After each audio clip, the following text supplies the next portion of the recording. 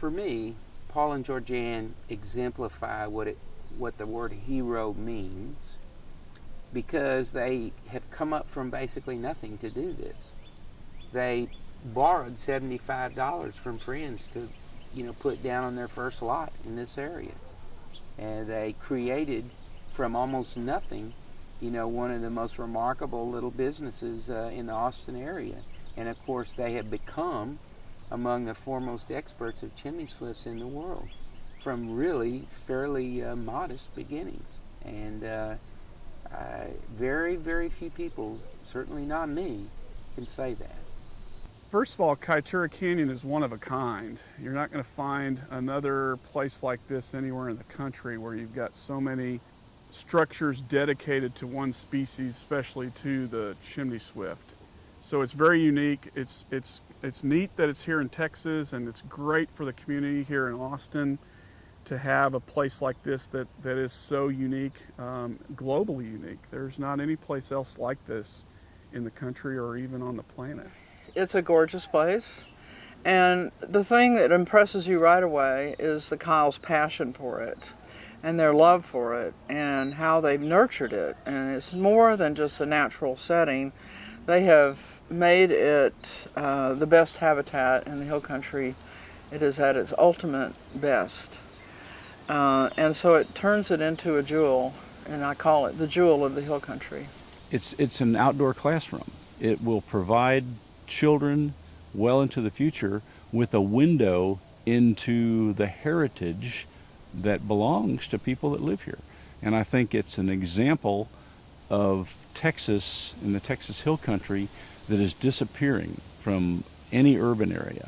I think it has become more and more important as a kind of a show place for how you can take even a small piece of property and a piece of property that has gotten overgrown with certain plants and not as many as it might have of others, and just spread the word. So within its boundary lines, it's a microcosm of what you'll see all around the hill country, not always in this condition and shape. It shows how even a small piece of property can be habitat for lots of birds and other wildlife, and also it can be improved. They didn't find it like this and just maintain it. They greatly improved it. I think one thing that impresses me about Kaietura Canyon is that every time I come, there is something new, something different, something huge that's been accomplished, from the handicap ramp to the ponds to the Kiva amphitheater to the garden area. There always is a project going on. The first time I went to Kaietura Canyon, we were invited out to go to dinner at the Kyle's, and they cooked this amazing meal, and then they started showing us all these towers they'd built and cameras that they had in them so they could monitor what was going on inside. There's a place called the Kiva where they have a fire pit, and they manufactured some cement sitting areas that they put around the Kiva, and they placed some leaves and different wildlife related things to imprint in the cement. And I think that's a beautiful way to show a place where people can gather to talk about what's important in this wildlife sanctuary, and they have decorated it in a way that it kind of brings in the wildlife as well as the spirit of the place. One of the areas that I love of Kaietura Canyon is the garden. It really reflects Georgean's expertise and love of raising plants. It is them bringing their vision and their values and trying to convey them and reach out and touch others to pass that on. Because they found something they were passionate about, they're self-taught naturalists. They didn't go through a lot of graduate degrees, if you will. They taught themselves, and now people from around the world look them up as the experts in their areas.